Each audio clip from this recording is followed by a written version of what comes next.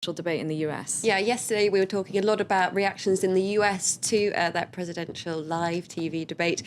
Plenty of reaction worldwide now. Let's take a look at a couple of cartoons in two British newspapers, The Independent and The Guardian. Can you spot the similarities? I don't think the cartoonists were conferring on this one, but both seem to have picked up on this idea that this TV debate between the President Barack Obama and his Republican candidate contester Mitt Romney, it's really provoked a sort of a resurrection in this campaign for both candidates. In terms of Romney, it's seen him kind of gain momentum from, sort of seeing a real turn in the polls for him.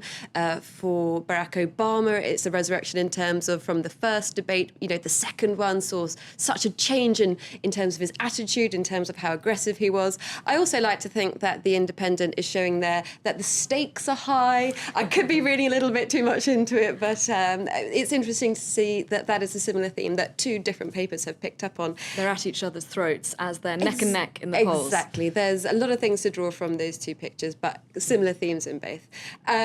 But similarities there, but also interesting to see how that debate and in terms of who it puts ahead, how that's been regarded from different papers across the world.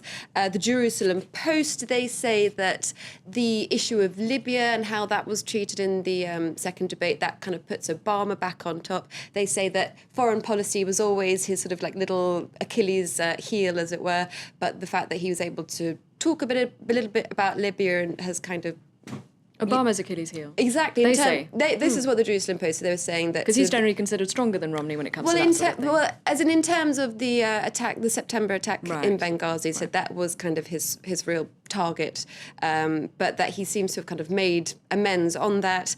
However, the Australian, they've kind of taken the other opinion. They say that it was actually Mitt Romney who's still ahead overall. They say, although this was a great, strong performance by Obama, no one seems to be contesting that.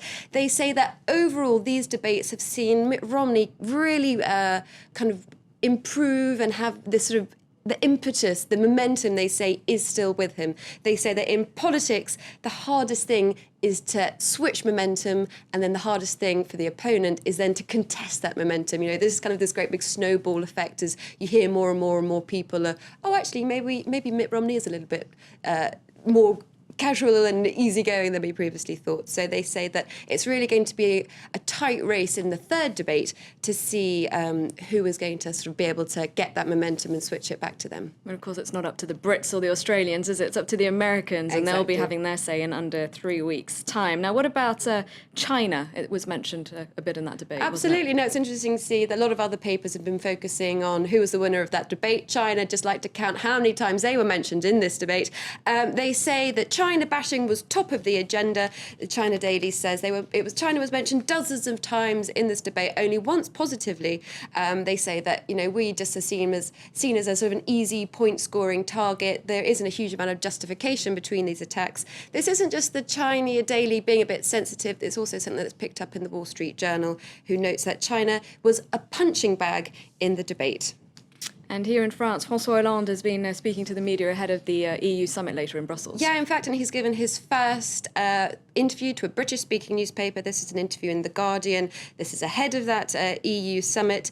They pick up on the theme of Merkel and the issues of discord between the French president and the German chancellor. The Tagesspiegel picks up on this note of discord, expressing their sort of disappointment, saying, it's a shame that these comments were made just at a time when there was a sort of faint glimmer of optimism heading into this EU summit. So a shame, they say, but come on, really a kind of appeal to both the leaders. Put your differences behind you. Let's find a common consensus how to move forward. All right, thank you very much, Katerina, for taking us through the international press. You're watching Live from Paris. Coming up, Stephen will be here with the business news and why the new iPhone isn't proving 5 times better than its predecessor. In France, at least. Stay tuned.